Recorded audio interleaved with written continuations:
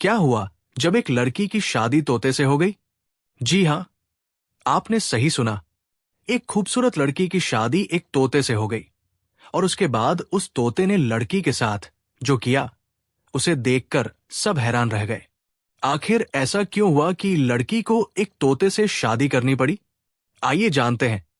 बहुत समय पहले की बात है। चारों ओर हरियाली से भरा एक छोटा सा गांव था, जहां लोग सादगी से जीवन बिताते थे। उसी गांव में कृपाल नाम का एक व्यक्ति अपनी पत्नी शारदा और बेटी नीलम के साथ रहता था।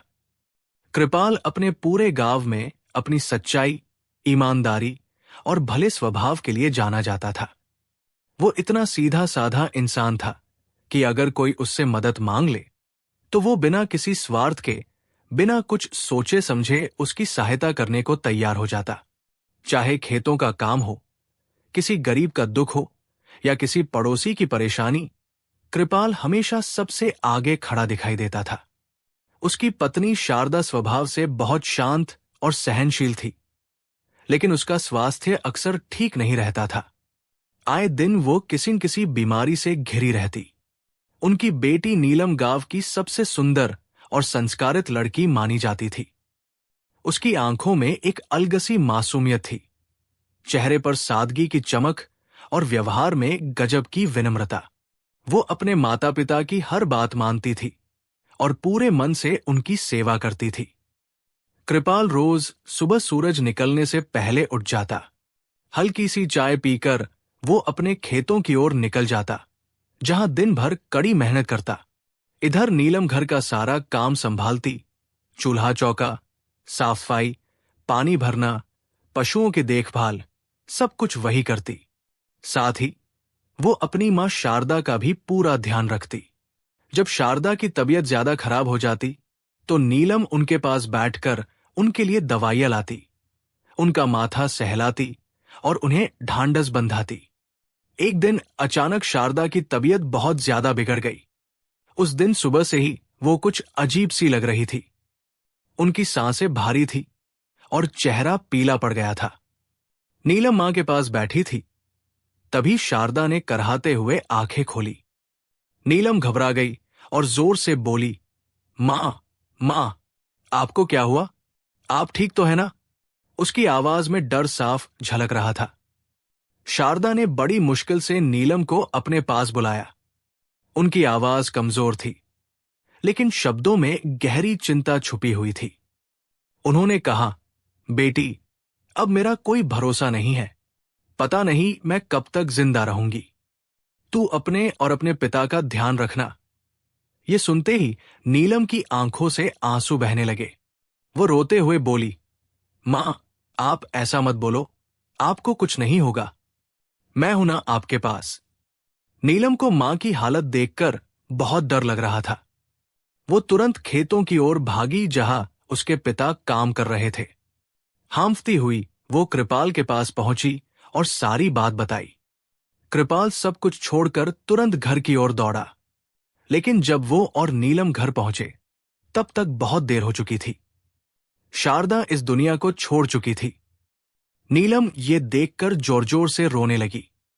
वो मां के शरीर से लिपटकर बिलखती हुई बोली, नहीं मां, आप हमें छोड़कर नहीं जा सकती। मेरे बिना आप कैसे चली गई? उस दिन कृपाल भी फूट फूट कर रोया। उसका जीवन साथी, जिसने हर सुख दुख में उसका साथ दिया था, उसे अकेला छोड़कर चली गई थी। घर में सन्नाटा छा गया। वो घर जो कभी शारदा की मौजूदगी से भरा रहता था, अब सूना सूना लगने लगा। धीरे धीरे समय बीतने लगा, लेकिन कृपाल के दिल का खालीपन कम नहीं हुआ। वो रोज की तरह खेतों में जाता, मेहनत करता, पर उसका मन किसी भी काम में नहीं लगता। उसे हर पल शारदा की याद सताती। कभी उसे लगता जैसे वो अभी भी घर के किसी कोने में बैठी है, तो कभी उसकी आवाज कानों में गूंजने लगती। नीलम अपने पिता की हालत देखकर बहुत दुखी होती। वो खुद भी मां को याद करके रोती, लेकिन पिता के सामने अपने आंसू छिपाने की कोशिश करती। एक शाम जब कृपाल थकाहारा घर लौटा तो उसका चेहरा बहुत उदास था। नीलम ये देखकर अपने आंसू नहीं रोक पाई। वो पिता के पास आई और बोली, पापा, आप इतना काम मत किया करो, अपनी सेहत का भी ध्यान रखा कीजिए। कृपाल ने नीलम को अपने पास बिठाया और भारी मन से कहा, बेटी, अगर मैं काम नहीं करूंगा तो घर कैसे चलेगा? तुम्हारा विवाह कैसे होगा? ये सुनकर नीलम रो पड़ी। वो बोली, पापा, मैं शादी नहीं करूंगी, मैं आपको छोड़कर कहीं नहीं जाऊंगी। कृपाल ने उदासी भरे स्वर में कहा, बेटी, हर लड़की को एक दिन अपना घर छोड़ना ही पड़ता है। कुछ दिन इसी तरह बीतते गए। फिर एक दिन शाम को कृपाल घर जल्दी लौटा। उस दिन उसके चेहरे पर कई दिनों बाद मुस्कान थी। नीलम ने जब अपने पिता को इतना खुश देखा तो उसे भी अच्छा लगा। उसने उत्सुकता से पूछा, पिताजी, आज आप इतने खुश क्यों हैं? कृपाल ने मुस्कुराते हुए कहा, बेटी, खुश होने की बात है। मैंने तुम्हारा विवाह पास के गांव के जमींदार राजेंद्र के बेटे रणवीर से तय कर दिया है। ये सुनते ही नीलम का दिल बैठ सा गया। उसने धीमी आवाज में कहा, पिताजी, मैंने आपसे कहा था कि मैं शादी नहीं करना चाहती। लेकिन अपने पिता के चेहरे पर खुशी देखकर वो चुप हो गई। मां के जाने के बाद उसने अपने पिता को कभी इतना खुश नहीं देखा था और वो उनकी खुशी छीनना नहीं चाहती थी। दिन बीतते गए, विवाह की तैयारियां शुरू हो गई। धीरे धीरे शादी का दिन भी आ गया। उस दिन नीलम दुल्हन की तरह सजी धजी अपने घर में बैठी थी। लाल जोड़े में वो बेहद सुंदर लग रही थी, लेकिन उसकी आंखों में आंसू थे। बारात आने वाली थी। तभी उसके पिता उसके पास आए और बोले, बेटी, अब तुम्हारी शादी होने वाली है। अपने नए परिवार में खुश रहना। अपने पति को कभी अकेला मत छोड़ना। चाहे जो हो जाए, हमेशा उसका साथ देना। इतने में बारात दरवाजे पर आ पहुंची। ढोलन गाड़ों की आवाज गूंजने लगी। शादी की रस्में शुरू हुई। 7 फेरे पूरे हुए। जैसे ही विवाह संपन्न हुआ और नीलम ने रणवीर के गले में वरमाला डाली, उसी पल कुछ ऐसा हुआ जिसे देखकर सभी के होश उड़ गए। रणवीर अचानक एक तोते के रूप में बदल गया। चारों तरफ अफरातफरी मच गई। बाराती और गांव वाले सब हैरान थे। कोई कुछ समझ नहीं पा रहा था। कोई कहने लगा लड़की का भाग्य खराब है, तो कोई कहने लगा लड़के पर कोई साया है। कृपाल ये सब देखकर सन्न रह गया। उसने कभी सपने में भी ऐसा नहीं सोचा था। उसने भारी दिल से नीलम से कहा, बेटी, अब यही तुम्हारा पति है। अब तुम्हें इसी के साथ रहना होगा। नीलम ने अपने पिता की बात मान ली। भारी मन और डरे हुए दिल के साथ वो उस तोते के साथ अपने ससुराल चली गई। जैसे ही वो वहां पहुंची, लोगों की भीड़ जमा हो गई। गांव की औरतें उसे ताने देने लगी। देखो, ये कैसी लड़की है जिसका पति शादी होते ही तोता बन गया। नीलम चुपचाप सब सुनती रही, आंसू पीती रही और अपने भाग्य को स्वीकार करती गई। नीलम अब अपने ससुराल में थी, लेकिन ये ससुराल किसी भी नई दुल्हन के सपनों जैसा नहीं था। उसके साथ कोई इंसान नहीं, बल्कि एक तोता था जिसे सब उसका पति मानते थे। घर के आंगन में खड़े लोग उसे अजीब नजरों से देख रहे थे। कुछ की आंखों में दया थी, तो कुछ की नजरों में डर और तिरस्कार। सास ससुर का चेहरा भी उतरा हुआ था। वे समझ नहीं पा रहे थे कि इस अनहोनी को कैसे स्वीकार करें। घर की औरतें आपस में फुसफुसा रही थी। कोई कहता, ये लड़की जरूर अभिशप्त है, तो कोई बोलता, ऐसी बहू से घर पर कोई विपत्ति ना आ जाए। नीलम का दिल हर शब्द के साथ और टूटता जा रहा था, लेकिन उसने किसी को जवाब नहीं दिया। उसने अपने सिर पर पल्लू ठीक किया और चुपचाप घर के अंदर चली गई। उस रात नीलम को एक छोटे से कमरे में ठहरा दिया गया। कमरे में उसके पास उसका वही पति तोता चुपचाप बैठा था। नीलम ने पहली बार ध्यान से उसे देखा। हरे पंख, चमकती आंखें, लेकिन उन आंखों में एक अजीब सी उदासी थी, जैसे वे कुछ कहना चाहते हों पर कह ना पा रहे हों। नीलम का दिल भर आया। वो धीरे धीरे तोते के पास गई और फर्श पर बैठ गई। उसने धीमी आवाज में कहा, मुझे नहीं पता हमारे साथ ऐसा क्यों हुआ, लेकिन अब मैं तुम्हें कभी अकेला नहीं छोड़ूंगी। तोता उसे बस देखता रहा। उसकी आंखों से मानो नमी छलक आई हो। नीलम ने उसे दाना पानी दिया और मन ही मन भगवान से प्रार्थना करने लगी कि उसे इस अजीब रिश्ते को निभाने की शक्ति दे। अगले दिन से नीलम ने घर की जिम्मेदारियां संभाल ली। वो सुबह जल्दी उठती, झाड़ू पोछा करती, खाना बनाती और पूरे घर का काम करती। कोई उससे सीधे बात नहीं करता था। जब वो रसोई में जाती तो औरतें चुप हो जाती। कई बार उसे सुनाई देता कि उसकी पीठ पीछे बातें हो रही हैं। फिर भी उसने शिकायत नहीं की। उसे बचपन से ही सिखाया गया था कि हालात चाहे जैसे भी हो, अपना कर्तव्य निभाना सबसे जरूरी है। दिन भर काम करते हुए भी उसके मन में एक ही सवाल घूमता रहता, आखिर उसके पति के साथ ऐसा क्यों हुआ? उसने तो कभी किसी का बुरा नहीं किया, फिर ये सजा उसे क्यों मिली? रात को जब सब सो जाते तो वो अपने कमरे में जाकर तोते से बातें करती। वो उसे अपने दिन भर की बातें बताती, अपने डर, अपनी उम्मीदें, सब कुछ। तोता ध्यान से उसकी बातें सुनता, कभी कभी पंख फड़फड़ाता जैसे कुछ कहना चाहता हो। समय धीरे धीरे बीतता गया। लोग नीलम की मेहनत और उसके धैर्य को देखने लगे। जो पहले उसे ताने देते थे, अब चुप रहने लगे। घर के बुजुर्ग भी समझने लगे कि ये लड़की किसी तरह से दोषी नहीं है। फिर भी उसका जीवन आसान नहीं था। हर त्योहार, हर शुभ अवसर पर उसे अपने अधूरेपन का एहसास होता। 5 साल बीत गए। इन 5 वर्षों में नीलम ने कभी अपने भाग्य को कोसा नहीं।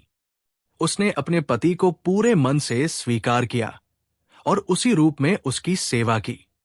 लेकिन उसके मन की जिज्ञासा अब भी शांत नहीं हुई थी। वो जानना चाहती थी कि श्राप की जड़ क्या है। एक दिन की बात है, दोपहर का समय था। नीलम आंगन में झाड़ू लगा रही थी।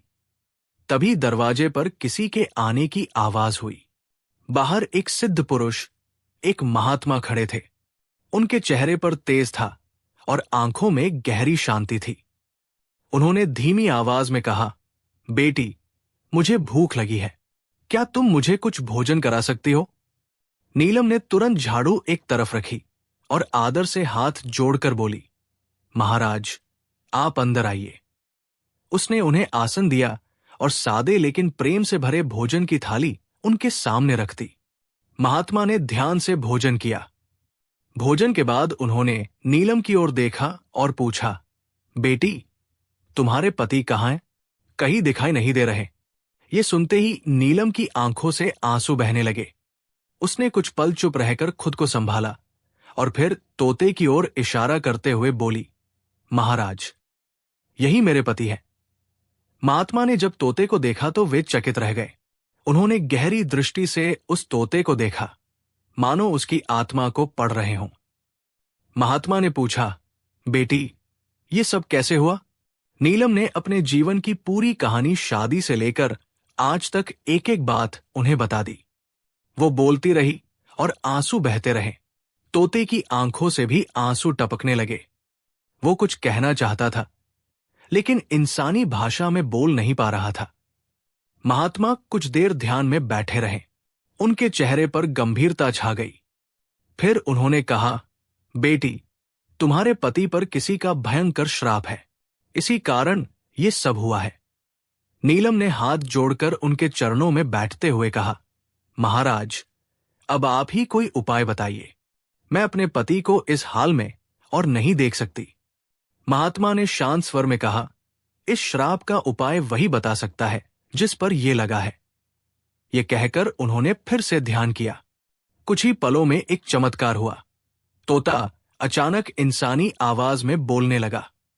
नीलम ये देखकर अवाक रह गई। उसके मन में आशा की एक किरण जगी। महात्मा ने कहा, अब तुम स्वयं बताओ, तुम्हारे साथ ऐसा क्यों हुआ? तोते ने गहरी सांस ली और बोलना शुरू किया। ये बात आज से 10 साल पहले की है। मेरे पिता गांव के सबसे अमीर जमींदार थे। मुझे अपने धन और रूप पर बहुत घमंड था। मैं अपने गांव का सबसे सुंदर युवक माना जाता था। वो आगे बोला, उसी समय हमारे गांव में एक बूढ़ी जादूगरनी अपनी बेटी चंद्रकली के साथ आई। उसकी बेटी बेहद सुंदर थी। एक दिन वे हमारे घर आई और मेरे पिता से मेरे लिए अपनी बेटी का रिश्ता लेकर आई। मेरे पिता जानते थे कि वो औरत जादूगरनी है और उसकी बेटी से विवाह होने पर मेरा जीवन सुखी नहीं रहेगा। उन्होंने साफ इनकार कर दिया। पिता के इनकार से वो जादूगरनी बहुत नाराज हो गई। उसने मेरी ओर हाथ उठाकर श्राप दिया कि जब भी मेरा विवाह होगा मैं तोते में बदल जाऊंगा, और अगर ये बात किसी को बताई गई तो मेरी पत्नी भी उसी क्षण तोता बन जाएगी। नीलम सन्न रह गई। उसे अब सब समझ में आ रहा था। तोते ने आगे कहा, मेरे पिता को उस श्राप की सच्चाई पता थी। इसी डर से उन्होंने किसी को कुछ नहीं बताया ताकि तुम सुरक्षित रह सको। ये कहते हुए तोते की आवाज भर्रा गई। आंगन में सन्नाटा छा गया। नीलम ने कांपते हाथों से हाथ जोड़कर कहा, महाराज, अब आप ही हमें इस श्राप से बचा सकते हैं। महात्मा कुछ देर सोचते रहे। फिर उन्होंने तोते की ओर देखते हुए कहा, अब तुम्हें वही करना होगा जो मैं कहूं। महात्मा ने गंभीर और शांत स्वर में तोते की ओर देखा। उनकी आंखों में गहरी समझ और करुणा थी। उन्होंने कहा, वत्स, अगर तुम सच में श्राप से मुक्त होना चाहते हो तो अब तुम्हें स्वयं उस जादूगरनी के पास जाना होगा। यही एकमात्र मार्ग है। नीलम ये सुनकर घबरा गई। उसका चेहरा पीला पड़ गया। वो तुरंत महात्मा के पास आकर बोली, महाराज, वो जादूगरनी बहुत क्रूर है जिसने बिना सोचे समझे इतना बड़ा श्राप दे दिया। वो मेरे पति के साथ क्या कर देगी? मैं डरती हूं। महात्मा ने नीलम की ओर देखा और बड़े ही स्नेह से बोले, बेटी, डर को अपने मन में स्थान मत दो। जब नियत शुद्ध हो और उद्देश्य सही हो तो कोई भी बुरी शक्ति नुकसान नहीं पहुंचा सकती। तुम्हारे धैर्य और सेवा ने ही आज ये अवसर दिया है। तोता अब तक चुपचाप सब सुन रहा था। उसकी आंखों में वर्षों का दर्द और पछतावा साफ दिखाई दे रहा था। उसने इंसानी आवाज में कहा, नीलम, अगर इस कष्ट का अंत हो सकता है तो मैं हर जोखिम उठाने को तैयार हूं। नीलम की आंखों से आंसू बहने लगे। उसने धीरे से कहा, मैंने आपको हमेशा उसी रूप में स्वीकार किया है, चाहे आप जैसे भी रहें। पर अगर भगवान ने आज ये राह दिखाई है तो मैं आपका साथ दूंगी। महात्मा ने तोते को विस्तार से समझाया कि उसे जादूगरनी से क्या कहना है और किस प्रकार विनम्रता दिखानी है। उन्होंने कहा, तुम उससे क्षमा मांगना। कहना कि तुम उसकी बेटी से विवाह के लिए तैयार हो। उसके मन में वही इच्छा सबसे प्रबल है। वही इच्छा उसे तुम्हें श्राप से मुक्त करने के लिए विवश करेगी। अगली सुबह आसमान में हल्की लालिमा फैल रही थी। नीलम ने तोते को अपने हाथों से दाना दिया, पानी पिलाया और नम आंखों से उसे विदा किया। तोता कुछ देर तक उसे देखता रहा, जैसे उस पल को अपने मन में हमेशा के लिए कैद कर लेना चाहता हो। फिर उसने पंख फैलाए और उड़ गया। नीलम देर तक आंगन में खड़ी आकाश की ओर देखती रही। उसका मन डर, उम्मीद और प्रार्थना से भरा हुआ था। वो बार बार भगवान से यही कहती रही कि उसके पति को सुरक्षित लौटा दे। उधर तोता उड़ते उड़ते घने जंगल के बीच बनी उस पुरानी कुटिया तक पहुंचा जहां जादूगरनी रहती थी। कुटिया के आसपास अजीब सी नीरवता थी। सूखे पेड़, टूटी टहनियां और हवा में एक रहस्यमयी सन्नाटा। जादूगरनी कुटिया के बाहर बैठी कुछ मंत्र बुदबुदा रही थी। जैसे ही उसकी नजर तोते पर पड़ी, वो हल्की सी मुस्कुराई, मानो वो पहले से जानती हो कि वो आने वाला है। तोता उसके सामने जमीन पर उतर गया और सिर झुकाकर बोला, मुझे क्षमा कर दीजिए। मैंने आपके साथ बहुत बड़ा अन्याय किया। मैं आपकी बेटी से विवाह करने को तैयार हूं। कृपया मुझे मेरे असली रूप में लौटा दीजिए। जादूगरनी की आंखों में वर्षों से दबा लालच और क्रोध एक साथ चमक उठा। वो खिलखिलाकर हंसी और बोली, आखिरकार तुम्हें मेरी बेटी की कीमत समझ में आ ही गई। अब तुम मेरे सामने झुके हो। उसने अपने झुर्रियों भरे हाथ उठाए, कुछ मंत्र पढ़े और जोर से फूंक मारी। देखते ही देखते तोते के पंख झड़ने लगे। उसका शरीर फैलने लगा और कुछ ही पलों में वो एक सुंदर युवक में बदल गया।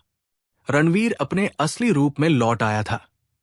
रणवीर ने जमीन पर गिरकर जादूगरनी के चरण छुए और कहा, आपकी कृपा से मुझे नया जीवन मिला है, मैं आपका ऋणी रहूंगा। फिर उसने साहस जुटाकर कहा, मैं आपकी बेटी से विवाह अपने घर पर करना चाहता हूं, ताकि मेरे माता पिता भी इस विवाह में सम्मिलित हो सके। जादूगरनी अपने मन में जीत की भावना से भरी हुई थी। उसने सोचा कि अब वो जमींदार के घर की मालकिन बनेगी। उसने रणवीर की बात स्वीकार कर ली और वो अपनी बेटी चंद्रकली को लेकर उसके साथ चल पड़ी। उधर महात्मा ने रणवीर के घर पहुंचकर घर के चारों ओर मंत्रों की तैयारी शुरू कर दी थी। उन्होंने मुख्य द्वार पर एक अदृश्य रेखा खींची, जो साधारण आंखों से दिखाई नहीं देती थी, लेकिन उसमें शक्तिशाली मंत्रों की ऊर्जा भरी हुई थी। नीलम चुपचाप एक कोने में खड़ी सब देख रही थी। उसका हृदय तेजी से धड़क रहा था, लेकिन उसे अपने विश्वास पर पूरा भरोसा था। कुछ देर बाद रणवीर, जादूगरनी और उसकी बेटी के साथ घर पहुंचा। जैसे ही उन्होंने द्वार लांघा, अचानक तेज हवा चली। घर का वातावरण बदल गया। जादूगरनी कुछ समझ पाती, अगले ही क्षण वो और उसकी बेटी दोनों तोते में बदल गई। वे पंख फड़फड़ाते हुए आकाश की ओर उड़ गई और कुछ ही पलों में आंखों से ओझल हो गई। घर में कुछ क्षणों तक सन्नाटा छाया रहा। फिर नीलम की आंखों से खुशी के आंसू बह निकले। रणवीर ने उसे गले लगा लिया। वो भावुक स्वर में बोला, नीलम, अगर तुमने 5 साल तक मेरा साथ ना दिया होता, अगर तुमने मुझे इस रूप में स्वीकार ना किया होता, तो आज ये संभव नहीं था। नीलम बोली, पति का साथ देना ही पत्नी का धर्म होता है। मैंने वही किया। दोनों महात्मा के चरणों में गिर पड़े। रणवीर ने हाथ जोड़कर कहा, बाबा, आपने न केवल मुझे श्राप से मुक्त किया, बल्कि मेरे जीवन को सही दिशा दी। महात्मा ने दोनों को आशीर्वाद दिया और कहा, जहां प्रेम, त्याग और विश्वास होता है, वहां कोई भी श्राप टिक नहीं सकता। कुछ ही दिनों में पूरी सच्चाई गांव वालों के सामने आ गई। जिन्होंने नीलम को ताने दिए थे, वे शर्मिंदा हो गए। वही लोग अब उसकी प्रशंसा करने लगे। रणवीर और नीलम का विवाह दोबारा विधि विधान से हुआ। इस बार कोई भय नहीं था, कोई अभिशाप नहीं। पूरा गांव खुशियों में डूब गया। इसके बाद दोनों सुख और सम्मान के साथ जीवन बिताने लगे। ये कहानी वर्षों तक लोगों की जुबान पर रही।